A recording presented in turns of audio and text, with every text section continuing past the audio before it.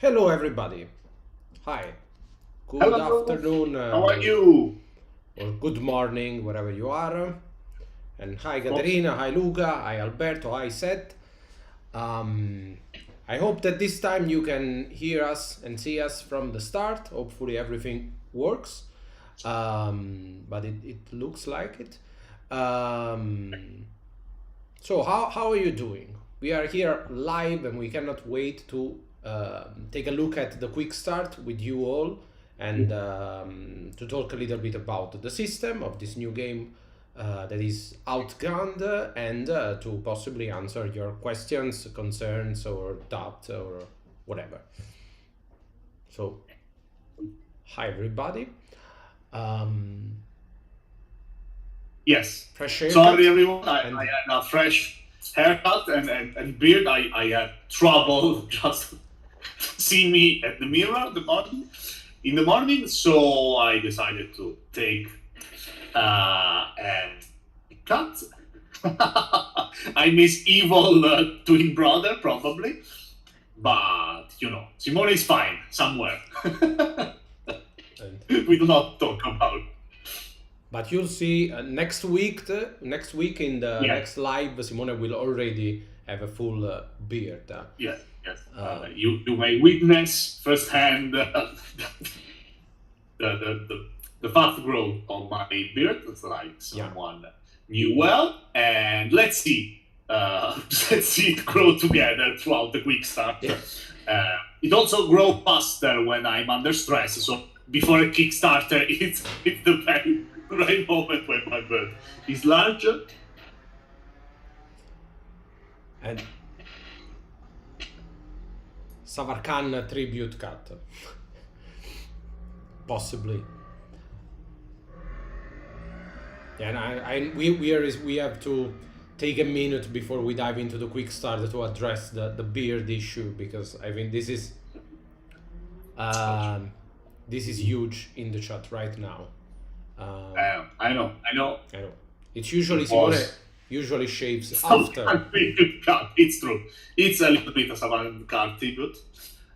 cut, but I didn't mean it. I just, Rico knows, I just walk into a barbershop and I say to everyone that's there, do something, I don't care. And I just wait for them to do something. Now, yes, speaking about the quiz, since I see that there are already quite a few of you, so I'm not gonna waste your time. And as said, today we are here to dive into the quick start. So let's take a look at what we did with Outgunned. But just before I open the quick start, just to remind you, as you can see from this lovely art by Daniela, that Outgunned will be live on Kickstarter on May the 10th, and you can already download the quick start via drive-through RPG, and we'll put the link into the comment section. And also you can go to the pre-launch page on Kickstarter to follow Outgunned and possibly, you know, spread the word and give us a hand getting the game known. John already had a go at the quick start adventure, and we did with some of the Italian audience. We had an actual play yesterday, both me and Simona, and I'm glad you like it. Clarify a few things here. Okay, I'm already having some questions from the comments, and I will answer them as we reach that section on the quick start. Yes, I think that's nice. We will have a look through and see your doubts one by one, while we'll go through the Kickstarter. But yes, we should be able to answer all the questions of Deep's impact during the live. And if I don't, for some reason, because I'm going to address each question as we reach the section on the quick start, please just ask again or let me know when we reach the point. So here is our quick start, and once again, if you haven't downloaded it, it's free. It's on drive-through RPG, so go and take a look. First of all, I would like to thank not only Daniela, who did all the arts, and Sabrina and Luca Carbone, who did the layout and the graphic for this project, but also since we are talking about the English version, also Caterina, which is our translator, and John Maron, who took care of the revision, and possibly they both allowed you to read and understand and play this game. So thank you, guys. So first things first. In a world where ruthless villain plot in the shadow to steal nuclear launch codes and brings entire nation to their knees, and where someone decided to kill the wrong dog, only a hero can save the day. So we start this quick start with the classic voice from the action movie trailer to clarify what you are playing into this game. So in Outgunned, you will play as a hero, and you are going to try and achieve your mission. This mission can, of course, be saving the day or defeating the villain, but it can also be like stealing something or solving a case. So the system is mainly designed to allow you to make classic action movie, but also crime movies, investigation and such, and of course heists are going to be a big part of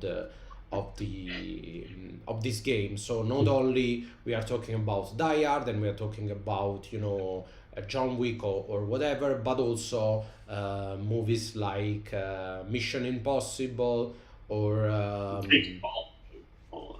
Slaving, Ocean's 11, and all that cooler stuff. nice movie.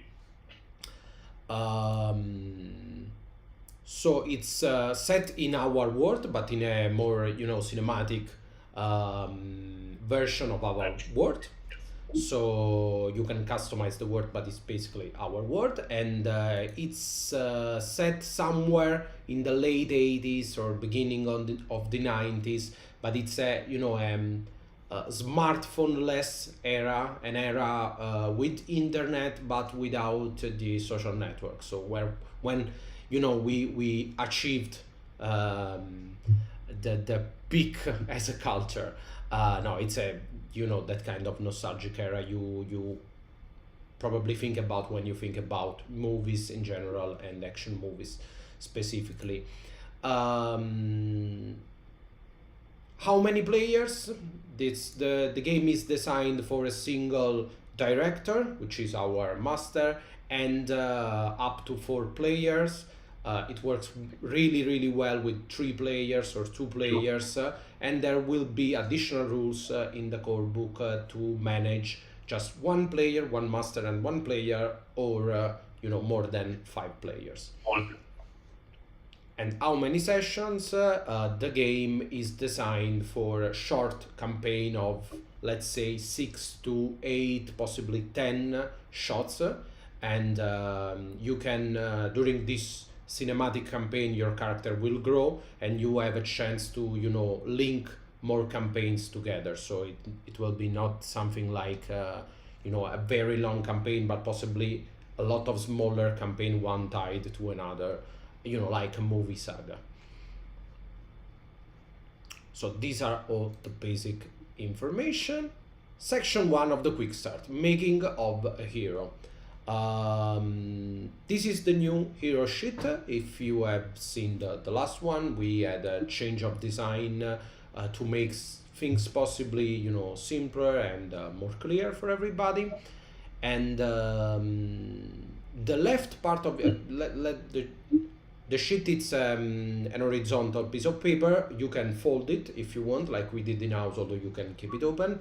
But the left side of this paper is features all the basic stuff about your character. So everything about your character. So all their personal data, like the name, role, trope, and the catchphrase, and the flow, and so on. Of course, all the skills and attributes. Remember, in this case, you have 5 different attributes and 20 different skills. And also your grit, your amount of grit that you had at the moment to keep track, and the feat you possess. Hi, Sean. Thank you, Sean. Hi. Thank you.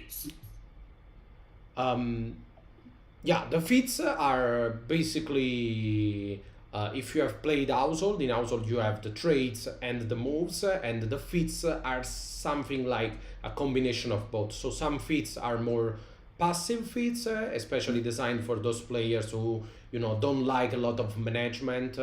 So you have feats like Gunslinger that gives you a free reroll, the ability to reroll your dice whenever you use or value or manage or repair a gun.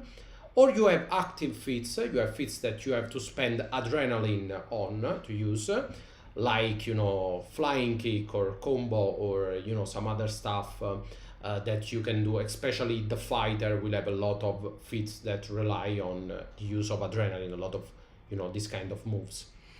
And the right part of your hero sheet is dedicated to all the resources that you have, positive and negative resources as well, which are basically your spotlight and adrenaline, which are meta currency that you can spend.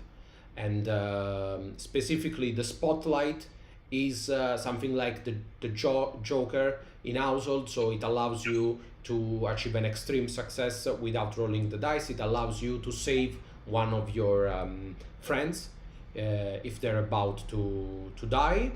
And the adrenaline is something that the director can give you for a good roll if you do a very good success against all odds, you can receive an adrenaline points, and you can spend adrenaline basically to gain one more dice to your next roll, or to use some of your feats.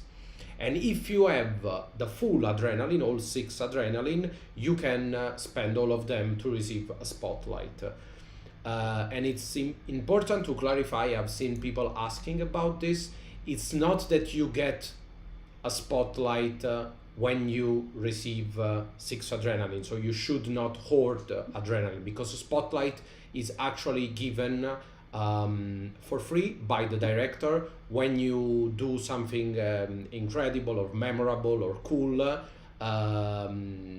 that has something to do with your catchphrase, or better yet, with your flow. So that's how you receive the spotlight. But since we have a lot of mechanics that relies on this kind of stuff, like when you roll something in a cool way, or when you achieve an unexpected success, and we have a lot of players who actually prefer, to have something mechanics, because they would otherwise, I don't know, just don't remember this, or they will be unsure when to play. In Outgunned, we have made these mechanics to give spotlight and to give conditions, also in a mechanical way. So it's not the only way the only way, yeah, resources, but it's you will always have both the narrative ways or the mechanical ways to achieve adrenaline and spotlight. To answer to Katerina, that asked a question and someone else asked on the Discord, yes, all the feats that you have on your sheets are always with you. So even if you have an active feat like combo, our fan favorite feat from the fighter, you can use it as many times as you want, as long as you have the adrenaline you need to use it in this case, or as long as you match the requirements, as in other feats case. For example, Johnny has a feat that gives him an adrenaline and a bonus when he reach the bad box. It means every time during the shots or the campaigns that when he reaches the bad box, he will activate his feat. So it's not one use only. Just to clarify. And to answer also Deep Impact's question about the adrenaline, yes, adrenaline is limited to 6. You cannot have more than 6 adrenaline at the same time. And when in some feats in the quick start you find the box that says repeatable, it means that you can use it more than once during the same turn. So basically combo that says you spend 1 adrenaline and you deal 1 more damage after you have hit an enemy. Repeatable means that you can spend more than 1 adrenaline to deal more than 1 damage. And the quick action means that you have to spend a quick action also to perform that feat. So we talk about quick action and complete action as soon as we reach it. I think it's the best. Yeah. When we reach it throughout the quick start. Hi, Matt. Okay. So, how your character is made?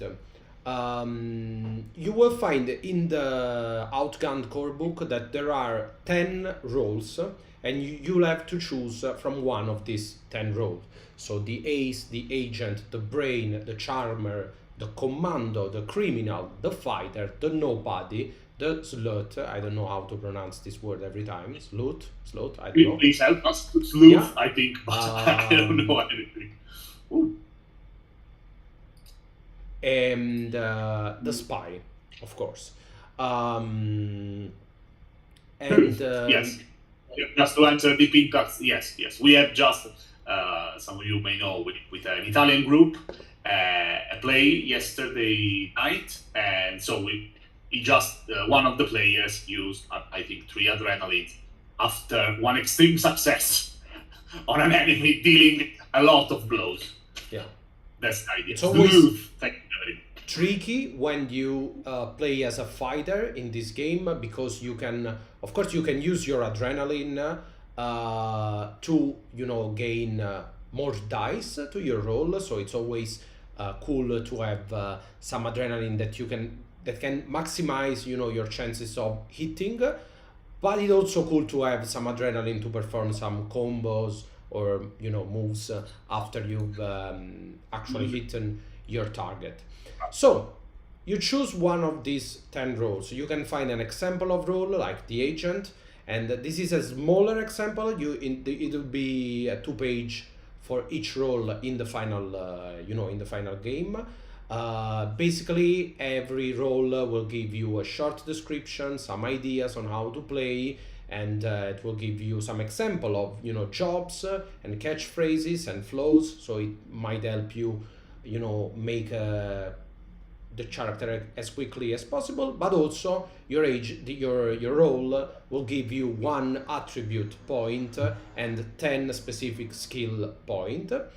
And most importantly, every role will grant you access to some, I would say 6 probably, specific feature. And these feature are the feature you can choose from when you make your character. So you will have to choose 2 feats from a pool of 6. And then after you've made your character, you can, you know, when you level up your character, you can choose freely from all the feats of all the other roles. So you are not tied to we not.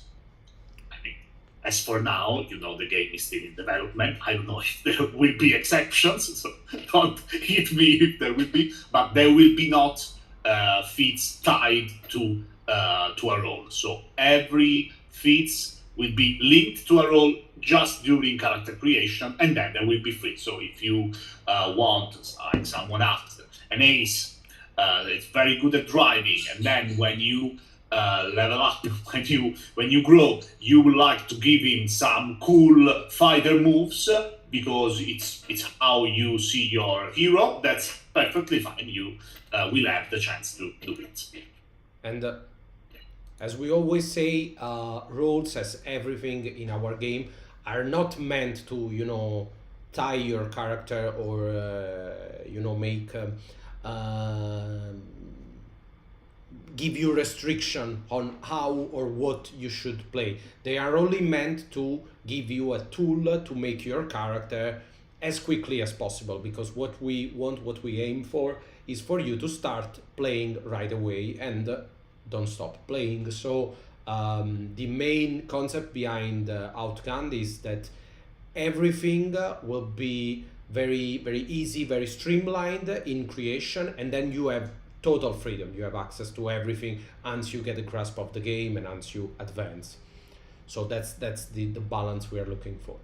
Now you have your role, and you have chosen a job, and you chosen a catchphrase and the flow. So you are starting to have some outline of a character, but now your character needs that little something to customize it, and that's where the tropes come in our aid. And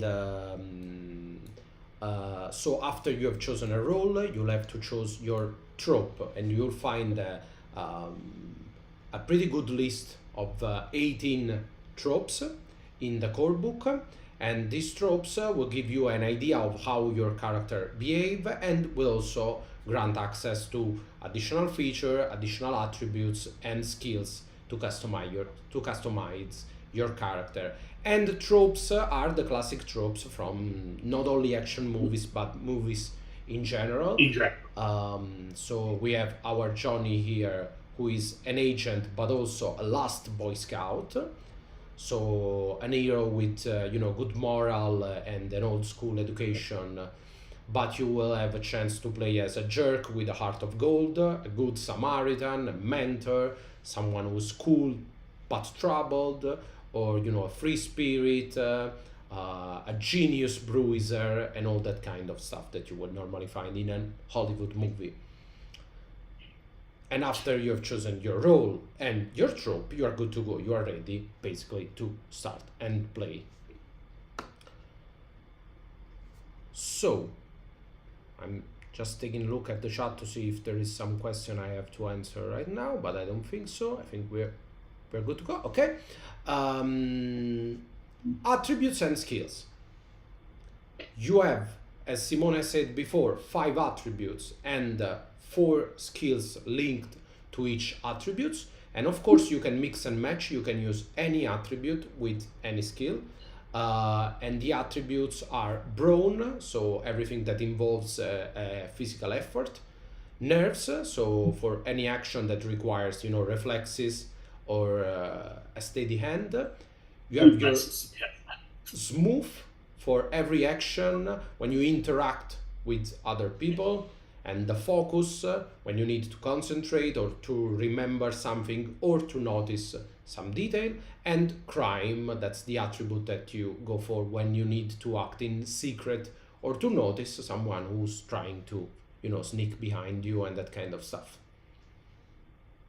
And we have talked about feats and the experiences, if you know household, they works in a similar way, but they mostly come to in play when you advance your character, when you're playing a campaign. So I'm going to skip on the experience for now.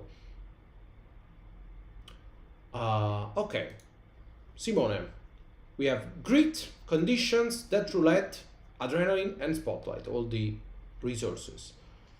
Okay, thank you. The grid is the resource that helps you notice how well your hero is taking a beat, if he's taking one. So it's something that helps your hero to bounce back against every danger, against every enemy, against every threat that the story and the world will toss through to him.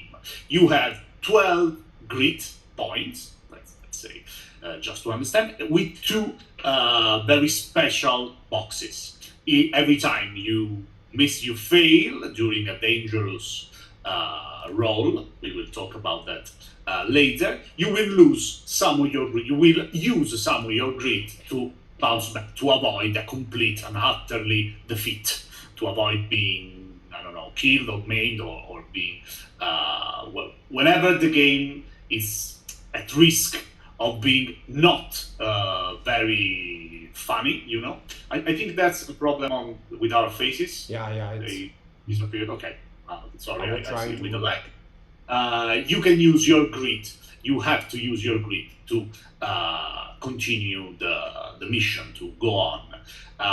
When you reach your bad box, which is your 8th box, if I remember correctly, you will automatically gain a condition, which is a bad thing, something that will give you a disadvantage and dice less every time you use an attribute, for example. There will be more complex conditions, of course. And when you reach your last box, grit box, it's called the hot box, and you will have something like an adrenaline rush. So you will automatically get 2 adrenaline points that you can use to turn up the tables, to do something, to use one of your feet, or to gain an advantage in a roll and try to save yourself one last time before going out for good. Do not exaggerate, there are not such things as hypothetical things. The you look part of the sheets is where conditions are. Like I said, conditions are linked. The main conditions are linked to your attributes. So you may get hurt, meaning you will have 1 dice less every time you attempt a roll involving the brawn, for example, and so on. Just remember that you can gain condition both thanks to the bad box, but also thanks to a normal failure, because one of the way your master has to administrate a failure is to give you a condition. You can also get in a variety of ways, and keep look, because when you get your 4th condition, it will always be broken. That will give you disadvantages in all of your dice throw. So it's not and easy things to look at. And last things, one of my favorite dynamic of the game is the death roulette. It's a very, very simple things that will help you cope with what happens when you run out of grit and you should, like, I don't know, die in some way, bow out, and end your adventure. Because as a hero, you always have another chance of keep going. How it works, the death roulette is very simple. When you should die, so when you end your grit and you fail during a dangerous roll, instead of simply leaving the game as it is, you can roll a six-sided numeric dice and see if the number is equal or inferior to the number of bullets, of lethal bullets you have in your roulette. You survive. That's great news, but you add one lethal bullet to the roulette, so the next time you will face that, it will be a little bit easier for you to be your last time. You know, it's an important, very important resource, because you will keep all your lethal bullet throughout a cinematic campaign. So it helps the game and the campaign to maintain a certain pace during the last part of a story, when everything becomes more interesting and more dangerous, of course. And to answer a question from the chat, now when you catch a break, when you recover your grit, you don't recover any of your conditions. So the only way to recover condition is to through some specific in-game action or action rolls, but we are not talking about this in the quick start, so you'll find everything about condition on the core book. Okay, I think we've said pretty much everything already about adrenaline and spotlight. But if you have further question on adrenaline and spotlight, please ask away. Weapons and gear. The bottom right part of the hero sheet have all you need, to take note of your weapons and gears and your possessions and your cash and possibly your ride. So basically any item, any piece of equipment might help you doing something. This is a mechanics that people who have played Household might be familiar with. And when you have something that is helpful, usually it will give you +1 to a single roll, to a specific roll. But sometimes the director can, decide that when a certain help or a helpful item, you just achieve an success without rolling the dice. Or sometimes an helpful items might be just the requisite to try an action roll. So without that help, you wouldn't be able to try. And to explain this, let's say that you have a grappling hook or some climbing equipment, which will be helpful when you need to climb. In most cases, you will have a +1 when you do your stunt roll to climb on a wall. But sometimes the narrator can decide that you have all the time in the world and you have to climb a simple rock wall, and with the right harness you don't even have to roll the dice because nothing can possibly go wrong. And in some other cases, when you are on an icy mountain or climbing a glass windowed skyscraper or whatever, the director may tell you that you need the harness and the grappling hook or whatever just to try that action, but it will not give you any advantages or +1.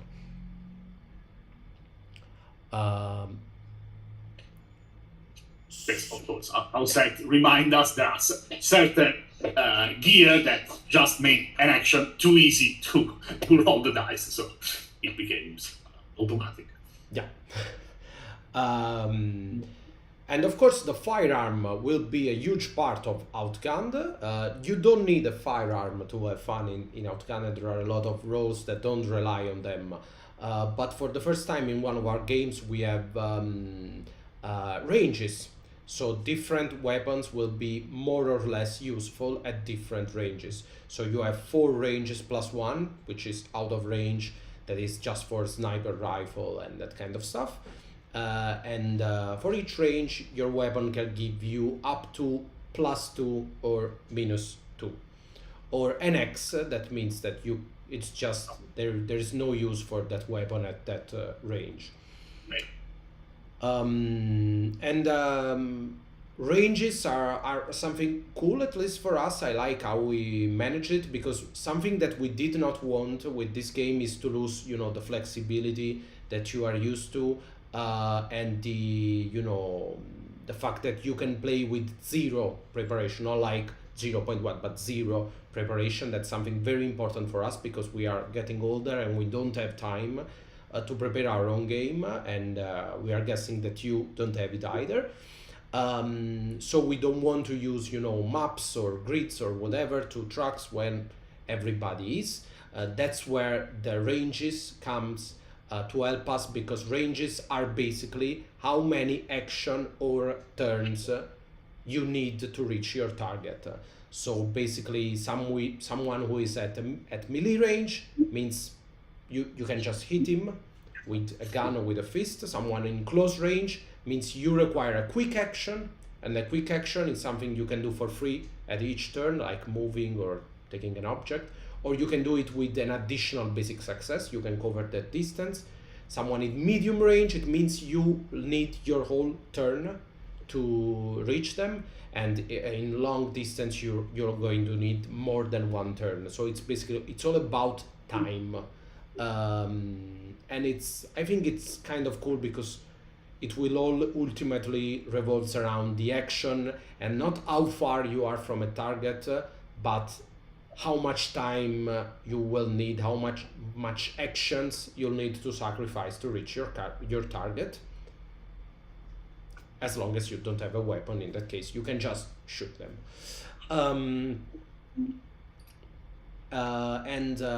Cash, the last resource that you have on the sheet, it's basically the amount of money you can carry with you. You can have up to 5 cash, and object will have an equipment will have a cost between 1 and 3 cash. But you will also find some not so legal merchant around the world of Outgunned, when you can buy more rare stuff at a discounted price. So Yes. keep a look To for to answer radically to one of the questions that the people asked at the beginning, how do you get magazines back? 6 character only has 1 at the beginning, of course. You basically, throughout the game, have 2 ways of having a magazine. But buy some if you have the means, the cash, and the possibility to go to a store, to an arms dealer. You can of course buy them, or you need to catch them when you find them. You can always count that many of your foes and enemies will be armed with firearms, so many of them will carry magazines, that you can grab or snatch or steal right away to replenish yours. Most So importantly, that's bigger. keep in mind that the character don't start with just 1 magazine, but actually with 2 One magazines, extra, because yes. every gun is considered loaded at the beginning of the game. So the 1 magazine you find in the hero sheet is 1 additional magazine, and then you'll have to steal other guns or steal the bad guys' ammunition if they have any. Yes. And that's what quick action and basic successes are for. And I'll just skip the ride for now, because we are going to come to the ride later when we talk about chase. So, time for action. Section 2, well, we are going to talk about the mechanics and how the game basically works.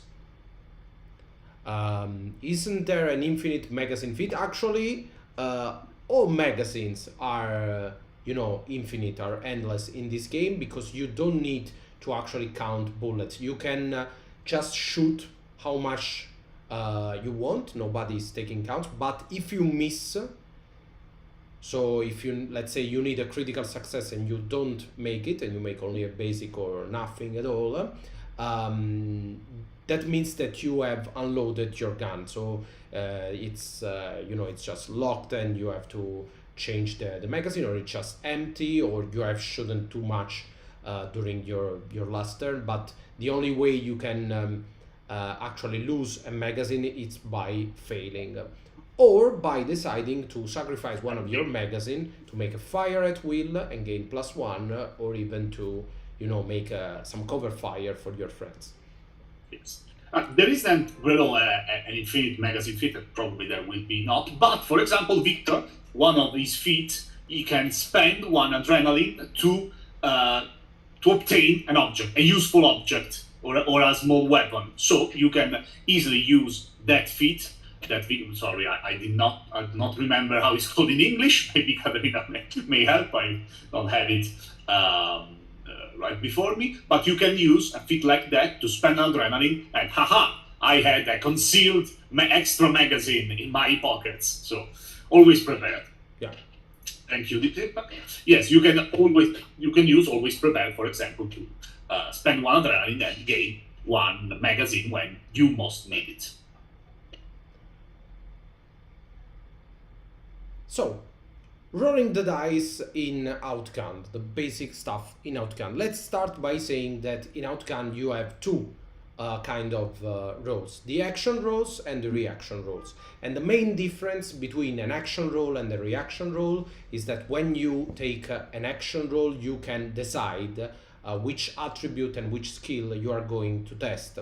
So when you try, let's say, to attack someone, you can say, I will just go on them and will use, I don't know, brawn plus fight, for example. Or you can use another approach, trying, nerves and shoot at them, or to do even something more dramatic or more, unexpected. And you are free to choose your own skills and attribute. But when you take a reaction roll, the director will choose at least the attribute for you, and in most cases also the skills. Because reaction roll are something like they are shooting at you, roll for stunt plus brawn to see if they can get you, something like that. So when you take an action or a reaction roll, you simply have to sum up your points of a certain attribute and a certain skill, and you will have something between 2 and 6 dice, and then you add your modifiers. You can spend adrenaline, or you can remove some dice because you have a condition, and then you'll end up with a pool that will be no less than 2 dice, no more than 9 dice, and you simply roll that amount of dice. As you can see from the quick start, we are going to make our custom dice, and we want to be clear that you do not need them to play. It's just easier to play when you have different figures. You don't have numbers because you don't have to they are just easier to read, but you can use normal dice. There is one phase that it's called the snake eye, and you can simply use the 1 as a snake eye. So it's just a vanity item. I think they are cool, but you decide. Okay, difficulty overall. When you roll your dice, you want to achieve some kind of success. What kind of success you need depends on the difficulty of your roll. Here you can see one of the silhouette art from Daniela. You've already seen it in basically any of our game, and for the basic difficulty, it means that you are going to need a 2 of a kind. So you are not looking for higher number or lower number, but you are only looking for pairs, 2 of a kind, 3 of a kind, 4 of a kind, and that kind of stuff. For basic action, which is quick action, little action, easy action, you are going to need a two of a kind. For critical action, which are going to be the more normal action that you want to take, since this is an action game. For critical action, you are going to need a three of a kind, and for extreme action, which are something extremely cool, you are going to need a four of a kind. And impossible action are of course impossible, and it's very, very, very hard to put 5 dice to have a five of a kind, but it's possible, and it allows you to do something really cool and impossible. And you can also have a double difficulty or a combined difficulty. So a roll can be like 2 basic success. You can need 2 basic or 2 critical, or even 1 critical and 1 basic. This is not entirely covered in the QuickStart, but you can find it in the core book. See, for example, in the QuickStart, in the introductory shot, you will find at least 1 or 2 rolls that has a combined difficulty. For example, you need to you have a critical roll to succeed in your action, but you need an extra basic success to do something else. Like to keep your items in hand while falling from some higher places and things like that. So it is something that will be featured in the game, both the double and the combined difficulties, just to answer Dip's impact. Usually you have a double difficulty when the action it has some kind of additional difficulty to it, like for a jump you would normally need a critical success, but for a very long jump you might need 2 critical success, or to intimidate some, or to lie, let's say to lie to somebody, you will normally need a basic success. But since they are already maybe wary, they don't trust you, then the director will give you a double difficulty, so you need 2 basic. And when you have a combined difficulty, like 1 critical and 1 basic, it means that you are dealing with 2 different sources together. Yes. But we'll talk about that later. And let's always remember that the rules that 3 equals 1 and 1 equals 3, which basically means that 3 lower successes always count as a higher successes, and 1 higher success always count as 3 lower. So if you score 3 basic success, that's the same of say 1 critical. And if you score 1 critical, you can divide it into 3 basic success if you need 3 easier actions. Yeah, exactly. That what Dip's impact is saying, like you dodge.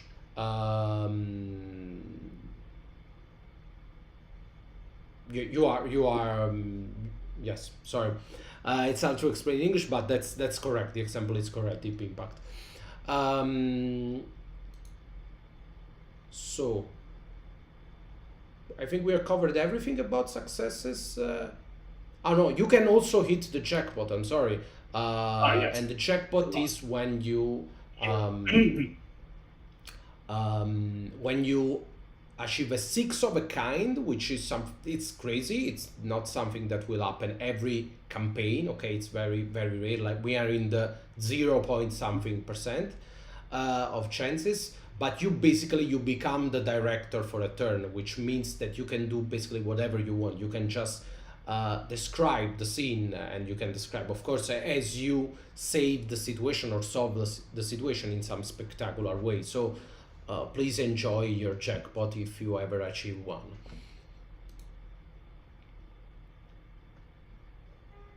Okay, rerolls and all-ins. This is something that you might be familiar with if you have played one of our previous game.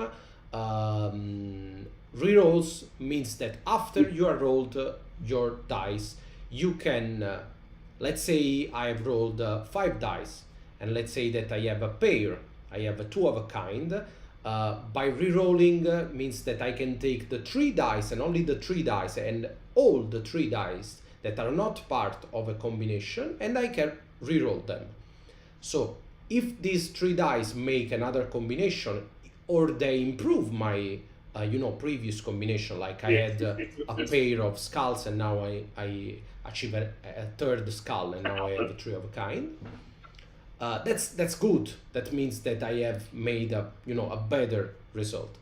But if this second roll doesn't improve my first roll of giving me an additional success, that means that I lose at least one of the successes that I made with the first roll. Now, rerolling is something that you want to do often. I cannot stress this enough. The benefit are higher than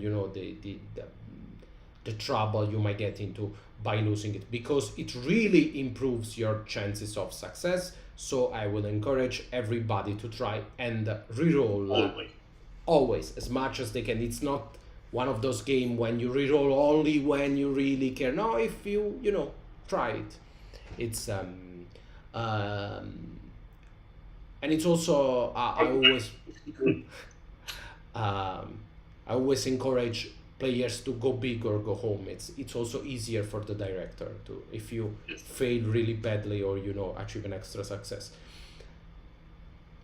But you also can obtain a free reroll with one of your feat. So we talked about the gunslinger feat, which give you a free reroll when you use your gun.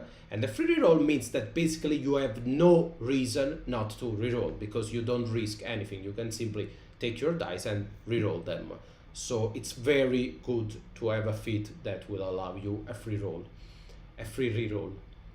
And the all-in is a second reroll that you can do. And as it says in the name, it's an all-in. So you basically, after your reroll, you have improved your roll, but you're still not happy. You take all the dice left, you roll them a second time. But this time, if you don't, improve your result from the first reroll, you lose everything. You achieve a total failure. So this one I would not, advertise to use it as much. As this one, you might want to think a little bit about it, because it's more for those do or die situations. And that's it. That's basically all you need to know to play the game. Extra action, Simone. Will you give me a hand to? The small part of the quick start answer questions a lot of you asks. That is, what do I do with the extra successes that I obtained during a roll? For example, I have a basic roll. I throw my 5 dice. I have a basic success and another basic success. What can I do with the extra success? We try to give you some tools to use at the best those extra successes that you may obtain. We basically gave you 3 possibilities. One with the basic success, extra, one with the critical, one with the extreme. With an extra basic success, an hero can always perform a quick action that, as you may see, came back a lot in this system, meaning every action that is simple and fast enough to be done in, I don't know, Rico, a couple of seconds, 3 seconds. Yeah. Like change your magazine, pick something from the ground, toss something to one of your friends, something like that, or anything you may quickly jump, quickly, I don't know, go under a cover you are adjacent, with a very small, very quick action. With an extra critical success, you may perform a complete action. So a real action that may take some time, and it's cool. Like, for example, doing something very long, you can reach a target that is at medium range. Yeah, medium range. Like medium range, or something like that, with an extra extreme success. So we're talking about very, very rare occasion. You can perform a cool action. So a very, very big action that may add something to the story, that may help the others like overcome a very difficult situation. But you may choose. The important thing is the, I don't know how to call the magnitude of this action. That is the main difference between the quick, the complete, and the cool. The more bigger the things you may do with your extra successes. So it's a way, a tool for you to help you understand what can you do. This is something that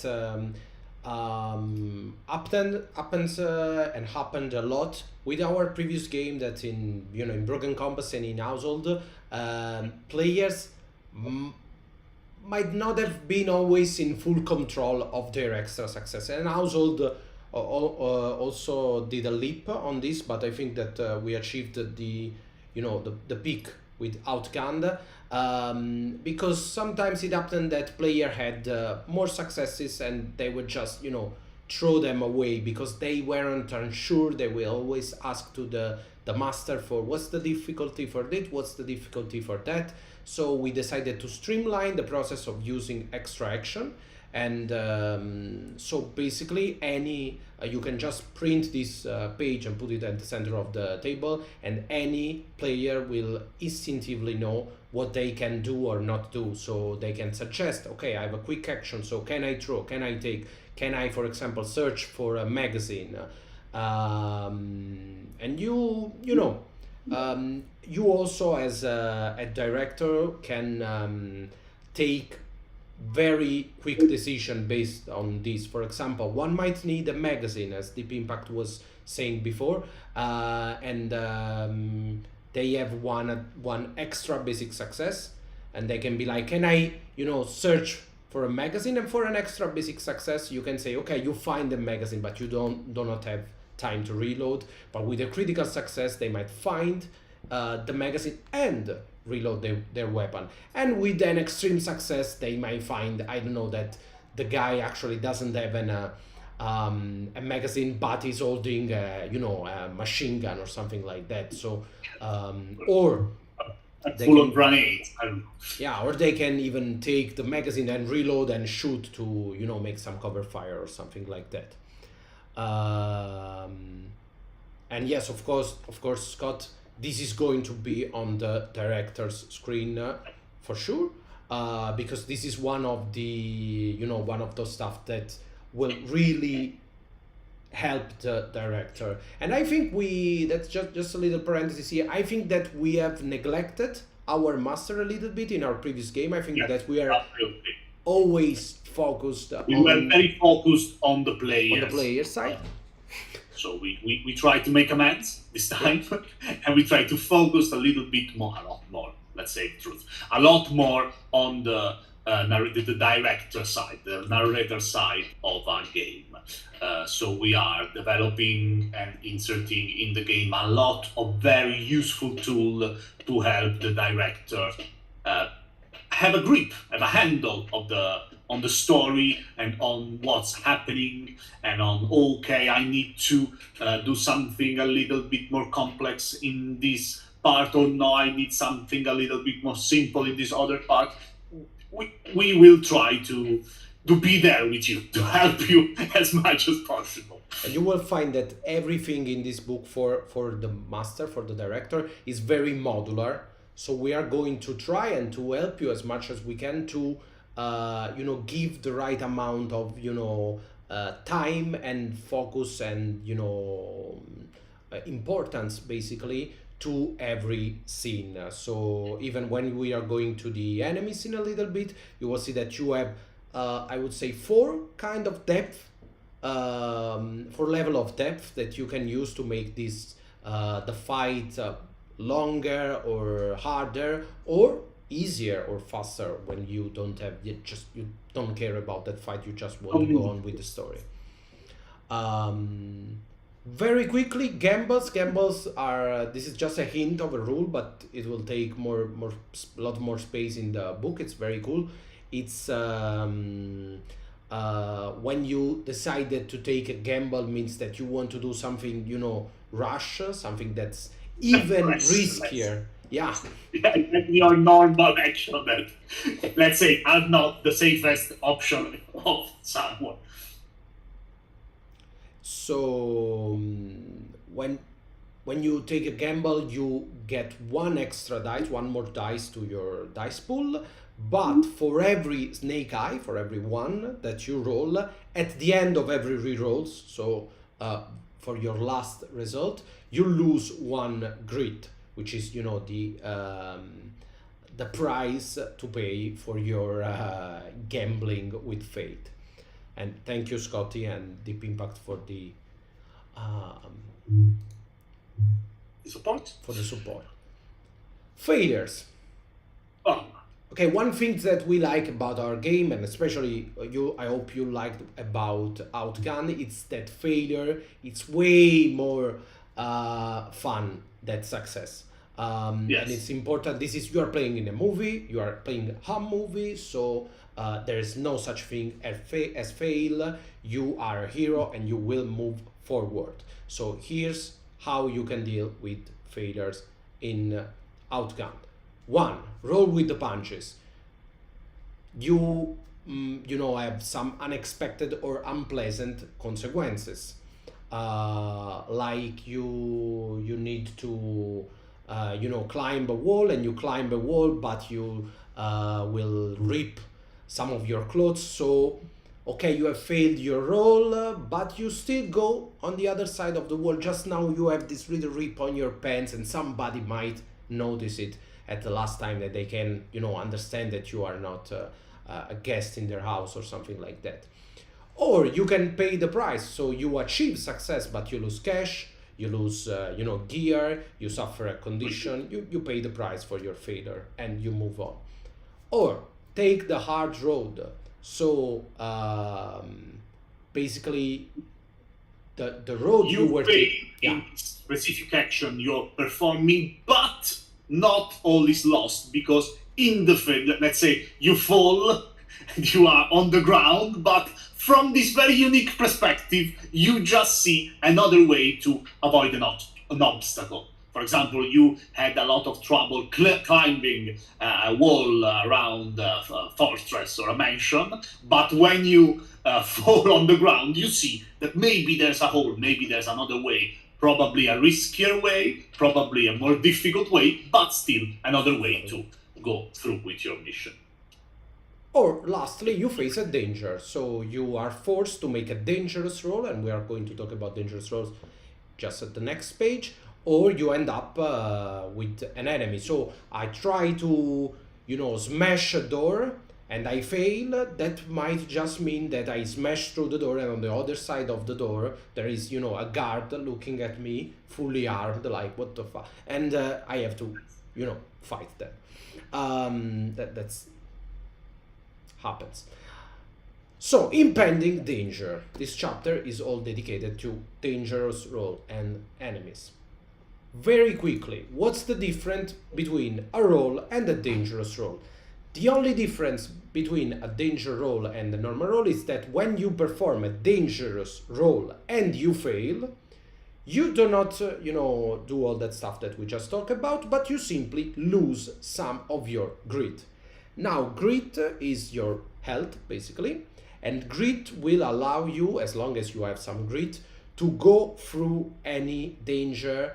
And as you lose grit, it's important, you are not losing your determination, you are simply relying on your determination until you cannot anymore.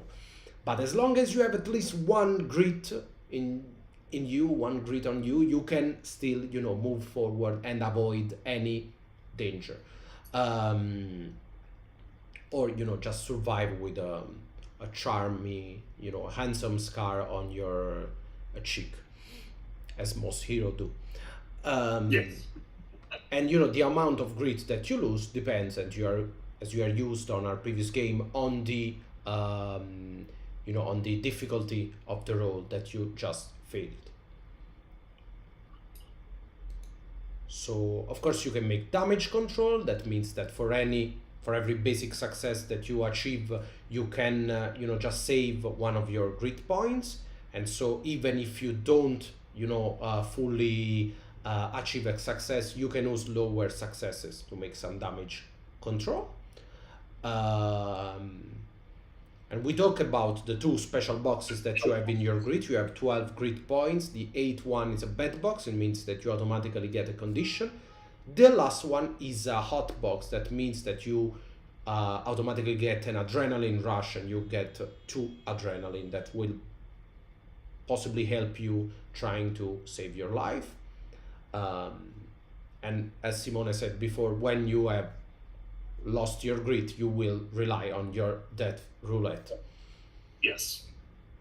And you can fully recover your grit by sleeping, by catching a break in some, safe moments, or after a shot. At the end of the shot, Yeah. you will recover your grit points.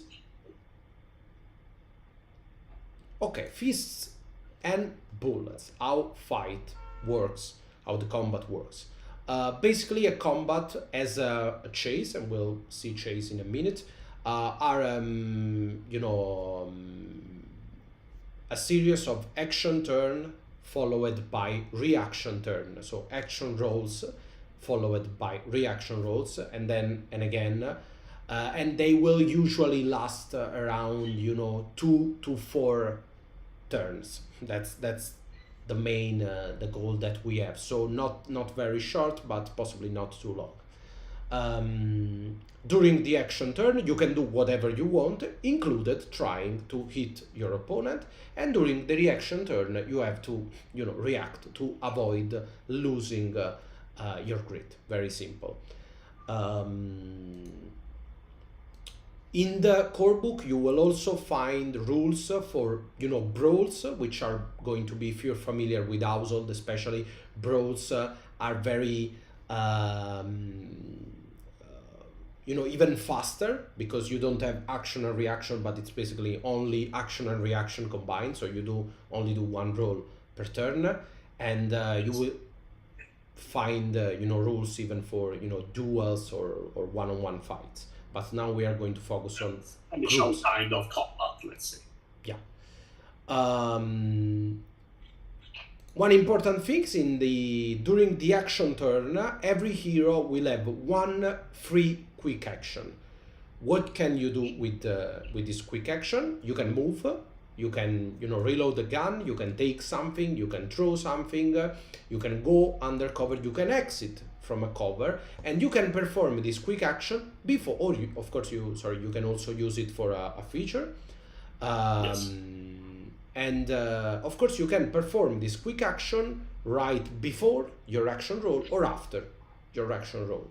So it's just a little something, it's just some free action that will allow you to move around and do small stuff, but it will also allow for some critical tactical stuff if you are into it.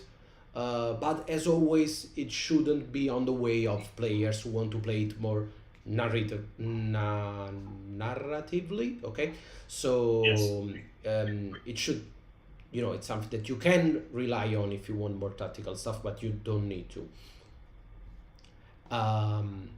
And once you have, if you hit your target, you are going to deal. They are going to lose 1 grit, so they have grit points like you.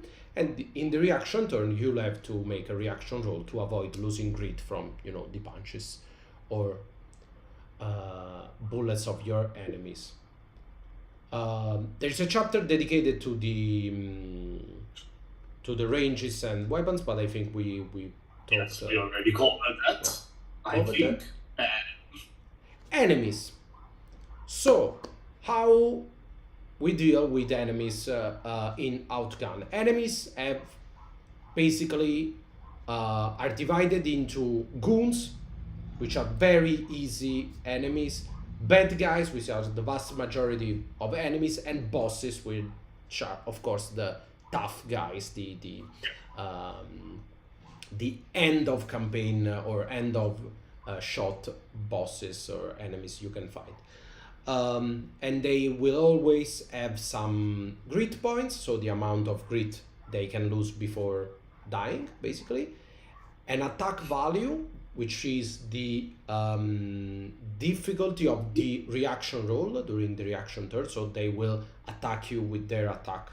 So for example, a bad guy with a critical attack means that during the reaction turn you have to achieve a critical success to avoid their attacks. And the defense value, which is the kind of success you'll need to hit them during the action turn. So for example, in the example we have a bad guy with a critical defense, which means you'll need a critical success to hit them to, you know, make them lose 1 grit. And this is just the basic stuff. This is like you want a very quick fight, like this, as simple as possible. You can only use these 3 stuff: attack, defense, and crit. But if you want more, if you want to add 1 level of depth to the fight, goons, bad guys, and bosses will have some feature points, some fit points.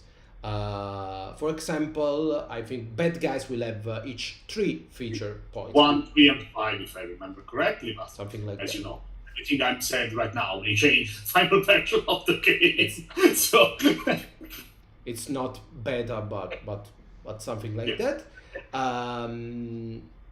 What can you do with fit point? You can spend them to acquire some fit. So you will go in the fit enemy fit page of the book, and you will find something like big and strong, unstoppable, stealthy, or armed with a machete, or dressed with flamethrower is my favorite. Yeah, armed with a flamethrower and something like that. And you can customize your character, your enemies, and by giving this little fit, by spending fit points to acquire them some fits.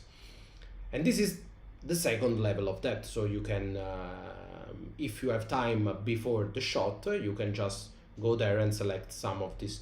You know, for example, you want some enemies to be spectacular ninjas, or with samurais with katanas or something like that. You can prepare them. And of course, we will give you also example of these things in the books. And there is also a 3rd level of depth for more experienced director, and you can already, you know, try it out in the pre-made adventure you find at the end of the QuickStart. And this has the special actions, because as you see, even the bad guys have 1, 2, or 3 hot boxes. So when you know check one of the hot boxes of the grid of the enemy, as a director you receive 1 adrenaline, and you can spend up to 1, 2, or 3 adrenaline to perform different special action. So there you are going to have special action which cost 1 adrenaline, 2 adrenaline, or 3 adrenaline. And this is something very cool, because you can, you know, it takes just 5 minutes to choose a small pool of special actions that you like, and then once you and your friends are playing and you are collecting adrenaline, you can, you know, choose to perform one of these special action, and it will give some kind of, you know, something unexpected, because they might be used to that enemy, but they are not prepared for them to do something like, you know, throw a grenade, or I don't know, use some special weapon, or perform some special maneuver. Call for backup. Yeah. Probably would be some special action like this. And you know, but that is something that's totally optional, so you can skip all of that, or you can, you know, choose to dive a little deeper into the fight if you like that part of the game. And you can you will always find some tables for weak spots, and weak spots is something that we have taken from Housel, which we like a lot. Weak spots allow for the less, you know, fighty brawny heroes to still help. by spending their turn trying to find the weak spot of the Figure out. Yeah. enemy. And you will have some charts, and when, let's say, my character or Simone's character just found a weak spot, me as a director, I would take my weak spot chart. I will roll a couple of dice and determine a weak spot. Like, for example, there is a structure near that you can make, you can just make it fall on the enemies, or for example, one of the enemies is wounded, so you can use that at your advantage, and this will allow you to perform some special actions or to have some additional dice. Yes. And deep sick, but Yeah. commenting on how powerful is the special action, the 2 adrenaline special action at disposal of the last enemy in the introductory shot. Yes, it's true. It's very deadly.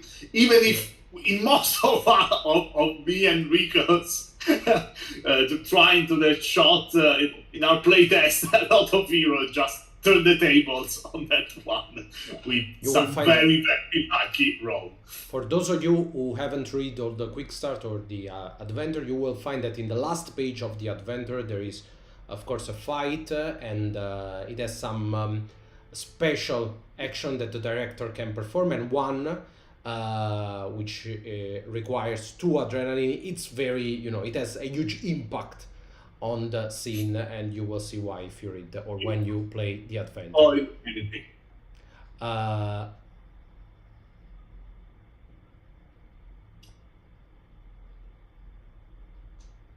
Deep Impact is asking if the 9 grit of since in the It's a adventure you fine. will find.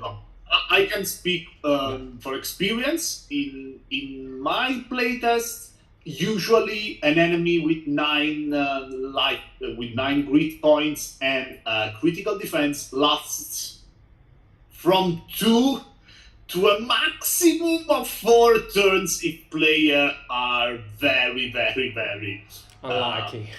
unlucky with the dice, or if by scenes, meaning not every one of them is actually fighting. Of course, it can be you have a group maybe of 4 heroes and 1 or 2 are doing something else while the rest fight. So of course, in this case, the fight will prolong. But in 3 turns, I saw during a lot of playtests that 3 turns for this kind of enemy is a good prospect.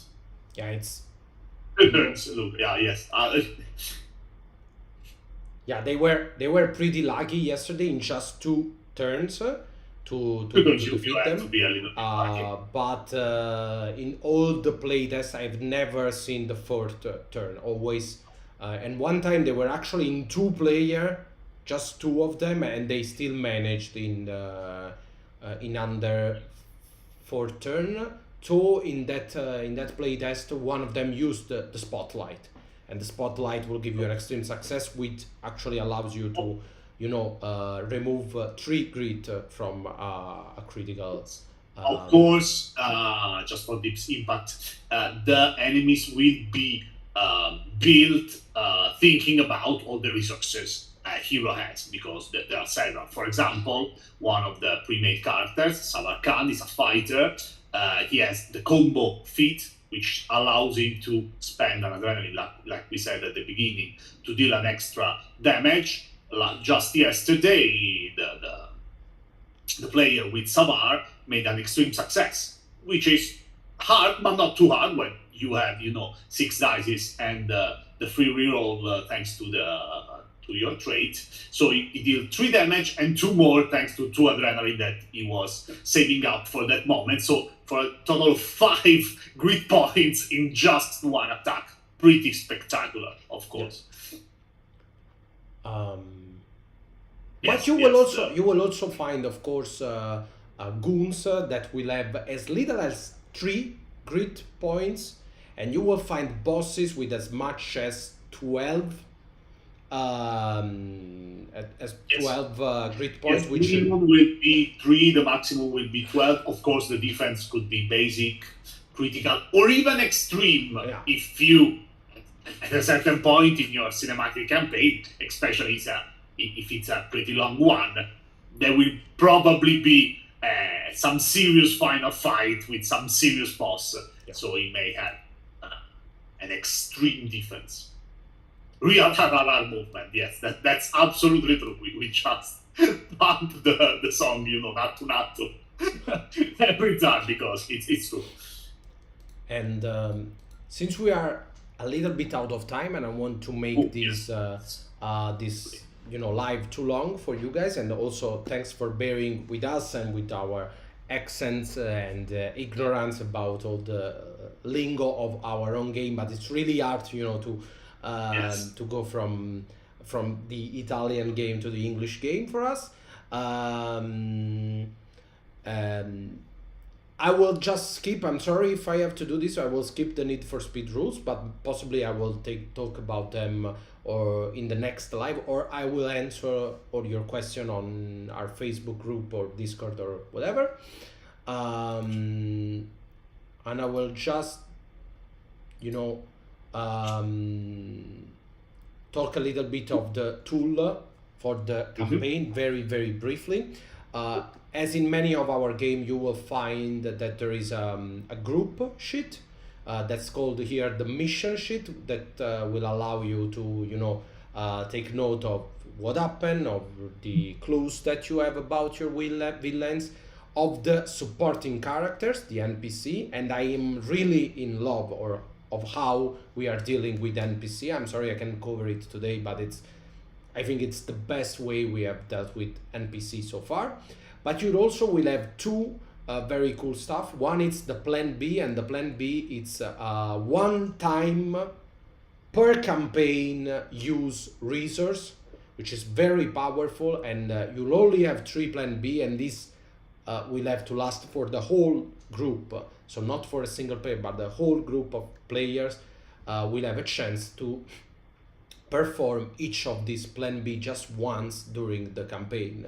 And this Plan B are the bullet, the backup, and the bluff. And to rely on your bullet means to use a single bullet to achieve something spectacular or to go out of a difficult situation. And the backup is to call for backup, to have somebody help you in any way. And to bluff, it's to, bluff. Like they think you are handcuffed, but you are really not, or they think you are unarmed, but you have a gun, duct taped to your back.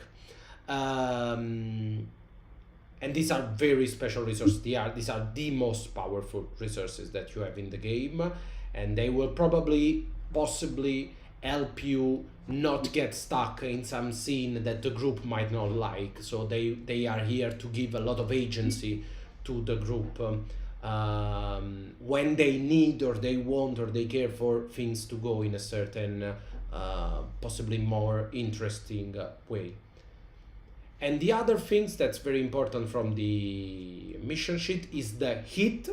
And heat is basically a thermometer that works like a clock. And the more you dive into your cinematic campaign, the higher the heat will be, and the higher the heat will be, the more dangerous the villain will become, and the more bullets you will add to your roulette. And so you, of course, the heat is going to to rise during your campaign. Of course it has to be like this, but you want to try to keep the heat as low as possible, but it will not be easy, also because every time you are you lose a round against the villain, the heat will rise. Every time you are late, the heat will rise. Every time you lose a target, every time you use one of your plans B or your plan B's, the heat will rise. So it will not be easy to keep it below a certain level.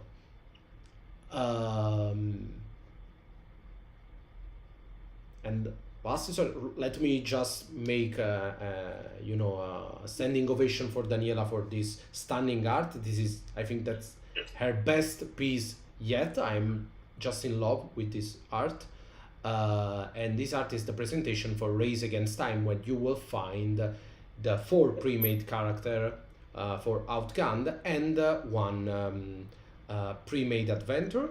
Just very quickly, the pre-made adventure, we're particularly proud of how we made it, because on each left page you will find the structure of the adventure, so everything that you need mechanic wise but also flavor wise, and on the right you will find what we call the pro tips, which are basically suggestion, hints, and all that stuff that you might need to feel more supported while running this scenario for the first time.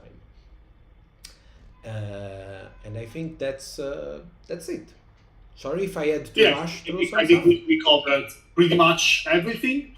Sorry, guys, if we keep you busy a little bit more than we anticipated, but as you know, we try our best to speak English and to try to engage with you in English, but it's a little bit difficult for us.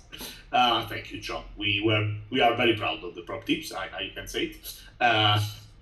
So it's a little bit hard for us, but we'll try. Okay, if you have any last questions, that's the right time. I will give you, of course, time to do that. If not, I say it's good time to say goodbye and to leave you with some information regarding next week. I think we will post something interesting at the beginning of next week, even for our English-speaking friends. We already said that next week we're going to be more focused on World of Killers, which is our first supplement for Outgunned. Let me see if I can. Here it is, Words of Killers. Word of Killers. So we are going to have another live about this supplement specifically, so we can, just give you an idea of what you'll find inside this second book. So thank you everybody for being here for 90 minutes. I know you could have watched Die Hard in this amount of time, so I'm pretty, I know we are not better than Die Hard, so thank you for engaging here with us. I feel very blessed that you've chosen not to watch Die Hard to watch us. And yeah, I agree. Thank you, and we'll see you next week. But hang around in the Discord server or in the Facebook group, and you'll find all the link at the end of the quick start. And one more time, Simone, can we leave the link for the pre-launch page? Pre-launch you will find also. I have the pre-launch ready. So here's the link if you want to follow us on Kickstarter, and if you have the link for the drive-through. Please do. Yes, Greno, you have to wait until next week for spoiler. This week we already released the quick start. How many spoilers do you want, bro? Don't be so weak. But there will be spoilers next week. We can say there will be spoiler next week, while the campaign grows. Always closer. And I think that as the campaign, the data approaches, the spoilers will increase drastically. So of course, hang in there. Lots of things to spoil, so little time. Exactly. So, thank you again, guys, and see you next week.